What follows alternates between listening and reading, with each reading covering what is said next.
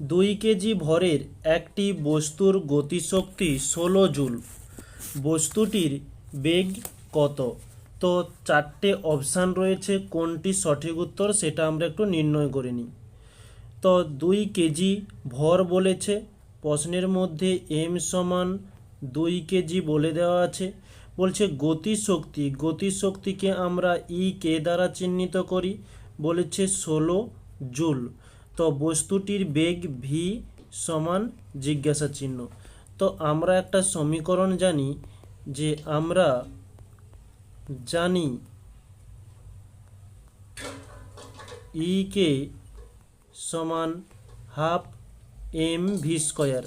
যেহেতু আমরা ভি এর মানটিকে নির্ণয় করব, তাই আমরা অপোজিটে নিয়ে নিলাম।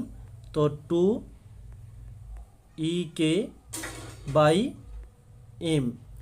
তো 2 কে 2 চলে এলো, ই কে এর মান দিয়েছে 16 দিয়ে দিলাম, বাই এম এর মান 2। তো 2 2 কেটে গেল, আমরা পাচ্ছি 16। ওকে, তাহলে ভি স্কোয়ার সমান 16।